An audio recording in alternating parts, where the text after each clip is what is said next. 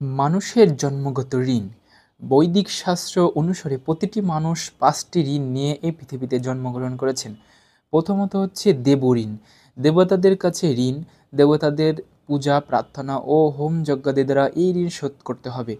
দেবতা সূর্যনারায়ণ, সূর্য ছাড়া জন্মই হতো না, আলো না থাকলে। ২ নম্বর হচ্ছে ঋষি ঋণ। মুনি ঋষিদের কাছে ঋণ, ঋষি প্রণীত শাস্ত্রাদি পাঠের দ্বারা এই ঋণ শোধ করতে হবে। আমার মা আমাকে কথা বলতে শেখাতে পারতো না, ভাষা শেখাতেও পারতো না, এটাও মুনি ঋষিদের অবদান। পিতৃঋণ। পিতামাতা ও পিতৃপুরুষদের কাছে ঋণ।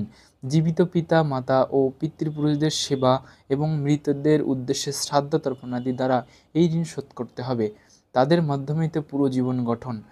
৪ নম্বর হচ্ছে নিঋণ। আত্মীয়স্বজন ও প্রতিবেশীদের কাছে ঋণ। অতিথি সেবা এবং দুস্থ আর্ত পীড়িত নরনারায়ণের সেবার দ্বারা এই ঋণ শোধ করতে হবে। প্রতিবেশী না থাকলে আমায় স্বীকৃতি দিত কে? কোথা থেকে কে প্রতিষ্ঠিত হতাম? কে দিত আমায় মূল্যায়ন? ৫ নম্বর ভূতঋণ। পশু পাখি উদ্ভিদাদির নিকট ঋণ। মনুষ্যত্বের প্রাণী, পশু পাখি ও বৃক্ষলতাদির সেবা দ্বারা এই ঋণ শোধ করতে হবে। উদাহরণস্বরূপ শ্বাস প্রশ্বাস নিচ্ছি কার থেকে? কে প্রদান করে আমায়? জীবিকা নির্বাহ করতে খাদ্য যোগানে কারা আমায় সহায়তা করছে? যদি এগুলোই না থাকতো, এই ৫টি ঋণকে একত্রে পঞ্চঋণ বলে এবং এই ঋণসমূহ শোধ করাকে পঞ্চযজ্ঞ বলা হয়।